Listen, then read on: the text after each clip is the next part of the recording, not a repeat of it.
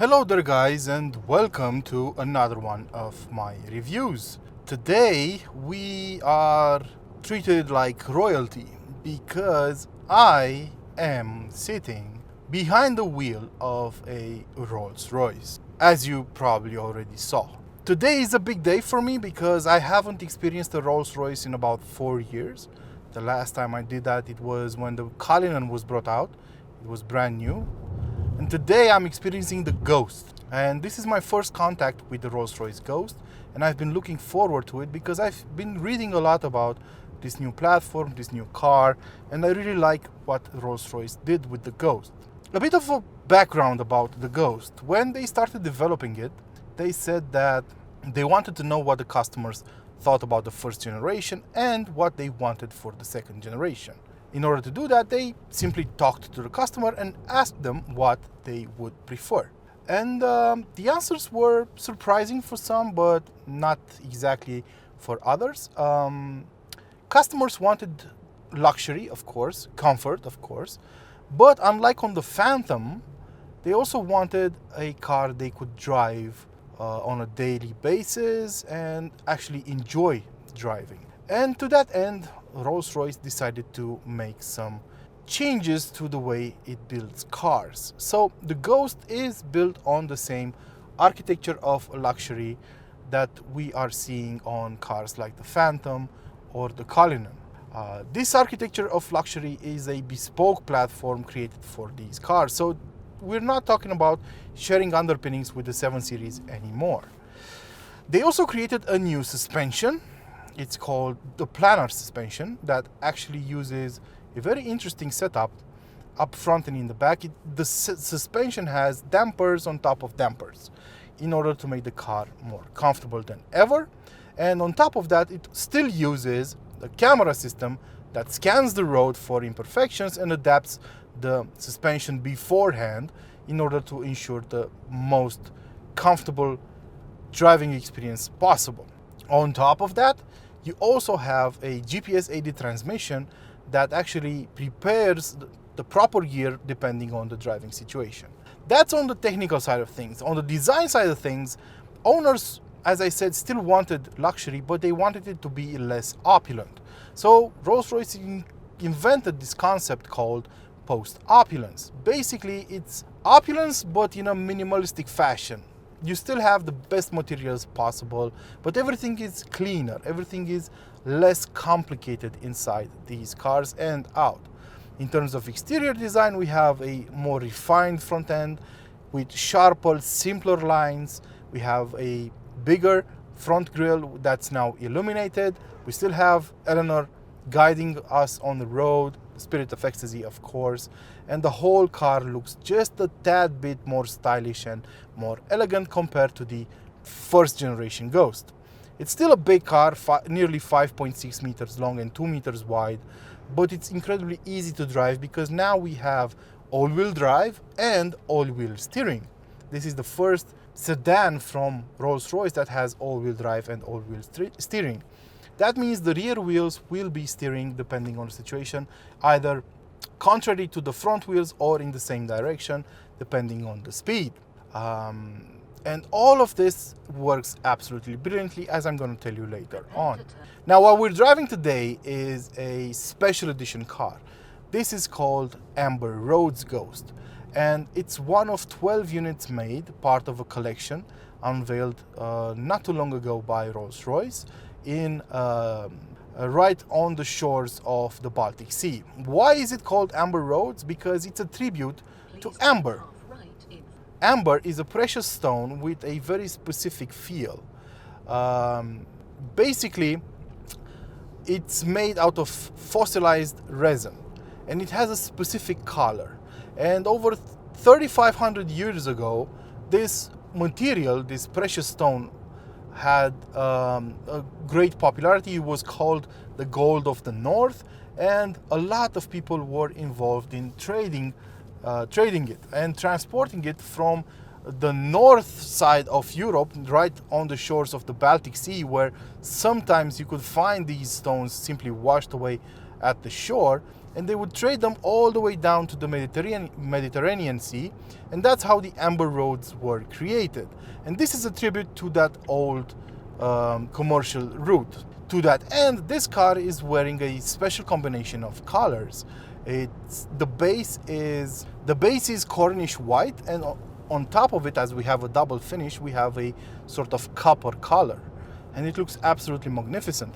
Furthermore, we have mandarin stripes on the sides, coach lines. You all know that these coach lines are drawn manually, and the coach line has a pine tree on the front fender, a reminder of where these ambers used to come from.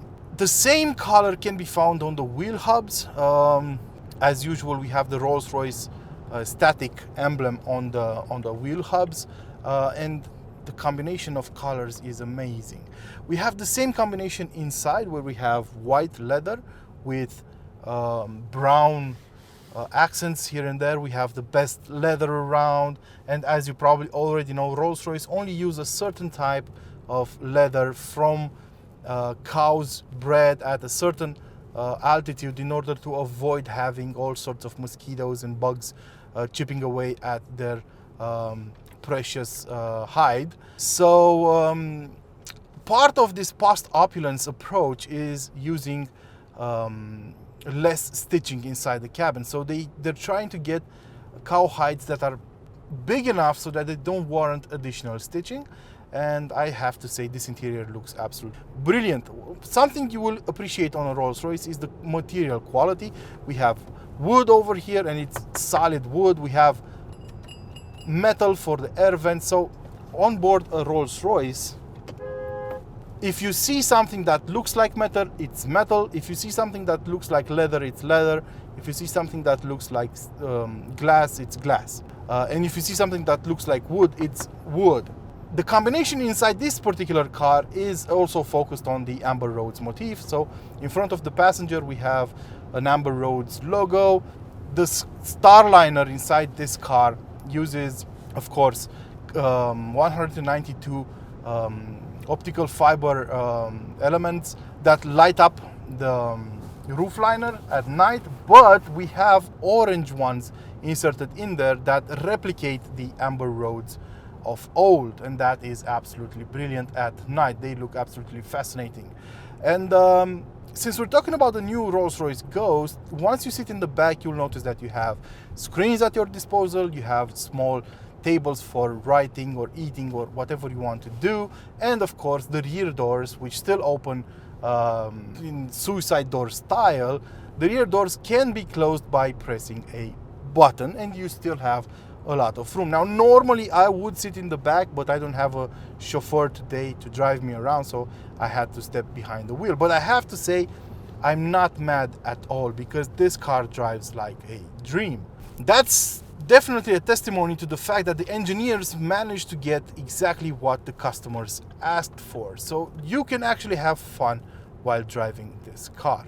What I mean by that is that even though this is a Rolls-Royce and its main goal is to loft you around, you still have 571 horsepower at your disposal and 850 Newton meters of torque. Since this is a V12, as one would expect from a Rolls-Royce, the torque comes around 1600 RPM. So you're basically basking in torque all the time, and it really feels like an electric car. You just have to press on the gas pedal and the car simply goes. It has plenty of punch for any need you might have.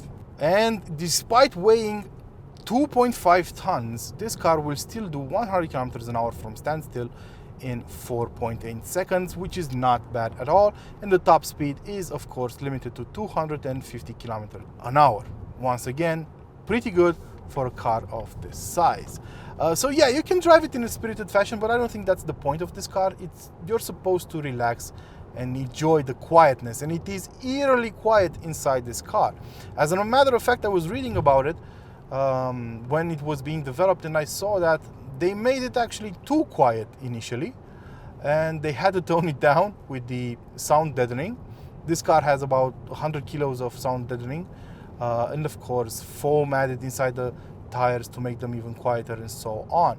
So they had to make it less quiet, because customers and test drivers were actually getting woozy because they couldn't hear anything while inside it. So yeah, they added a bit of sound, and I would actually call it not necessarily sound or noise, I would actually call it feedback, so audio feedback, in order to make the car a bit more comfortable than it was initially planned to, because when it was that quiet you could easily hear like the ruffling of your pants or anything inside, and it would actually drive you mad. So I think that's the point of the Ghost, to drive it easily, effortlessly for huge distances, and it definitely delivers in that regard. This, as I said, is the Amber Roads edition, so it's one of 12, very rare, and only 12 people in the world would get to experience it, and of course it comes with a certain price tag, and that's 410,000 euros without any taxes. So without VAT or any additional taxes you might have to pay in your country. For example, over here in Romania where I'm testing it, the VAT is 19%, so you add up to about 488,000 euros. I would normally point out some rivals right now, but I don't think this car has any. If you do know some rivals, don't tell me about the Maybach, because it doesn't even come close to this car. So what else is there? Bentley, maybe the Bentley Flying Spur comes close, but I don't think so. I've driven the Flying Spur. It's a good car, but it's not nearly as refined as this one. So please let me know what you think about it. If you think I'm wrong about the rivals, and if you think that the price tag is warranted, even though it's quite irrelevant. You know, there's a saying, if you have to ask what the price is, you probably can't afford it. But in the meantime, I really wanted to do a video about it. I hope you guys enjoy it. Until next time, of course, don't forget to like, share, and subscribe to keep this channel alive. Ciao.